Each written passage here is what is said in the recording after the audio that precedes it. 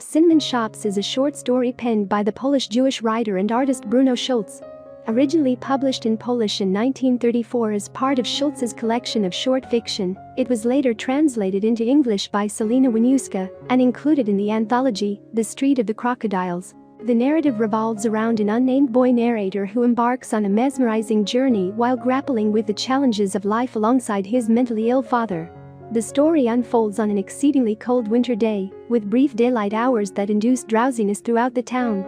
As the sun relinquishes its grip to the moon's power, the narrator's father becomes engulfed in his own darkness, detached and surrendered to another realm. The narrator vividly describes his father's physical appearance, likening him to an irritable rodent with unruly tufts of gray hair protruding in every direction from his head, warts on his face, as well as his ears and nose. This rodent analogy extends to the father's behavior as well.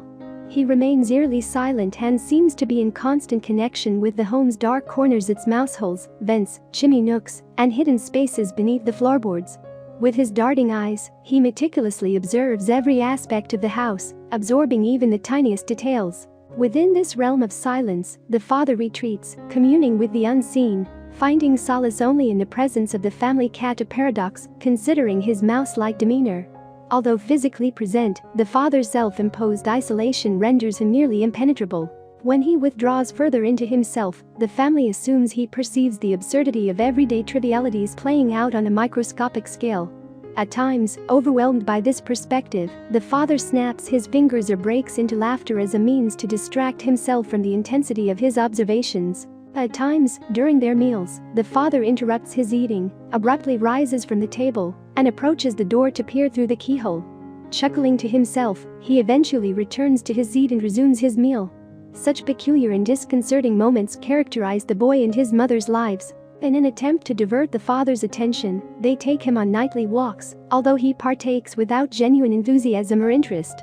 One day, the boy's mother suggests that the family should go to the theater, hoping that it will provide a more engaging distraction for the father and offer the boy and his mother a change of scenery and a night of entertainment. As they sit in the theater, awaiting the rise of the curtain, the father realizes that he has left his wallet behind, causing him great distress since it supposedly contained money and crucial documents. The mother asks the boy to return home and retrieve the wallet. However, as soon as the boy steps into the winter night, he finds himself in a transformed world, an enchanting dreamscape. With a sense of awe, he wanders the streets, searching for familiar landmarks amidst the proliferation of mystical lights, parks, lush orchards, and opulent residences. Guided by his yearning, he seeks out a beloved place, an extraordinary cinnamon shop that sells rare items and books from distant and unfamiliar realms. Turning into a particular street, he glimpses his old high school, and the ethereal ambience coalesces in this singular location. It was within these walls that the boy once attended drawing classes with Professor Arendt, a passionate and inspiring teacher.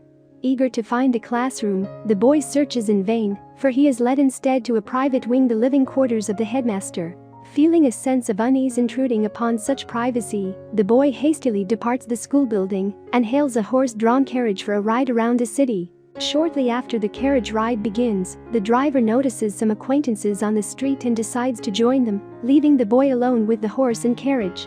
Instantly, a connection forms between the boy and the horse, who proves to be intelligent and self-assured. Together, they venture into the countryside, where the night sky sparkles with brilliant stars, and the air carries the scent of violets. The boy experiences a sense of happiness that has eluded him for a long time. However, this joy is fleeting. Suddenly, the horse comes to a halt, unable to continue. It reveals a deep gash in its stomach, which had remained hidden until now. Surprised, the boy asks why the horse didn't disclose its wound earlier.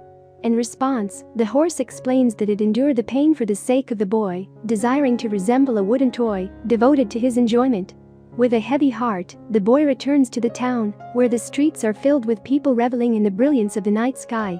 Concerns about his father's wallet fade away, as he assumes his father has likely forgotten about it as well. Embracing the enchantment of the moment, the boy encounters some friends and joins their company.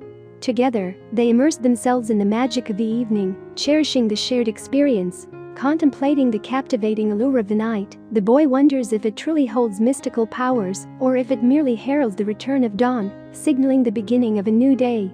I hope you enjoyed this video. Leave a like if you did, and be sure to subscribe. Thank you.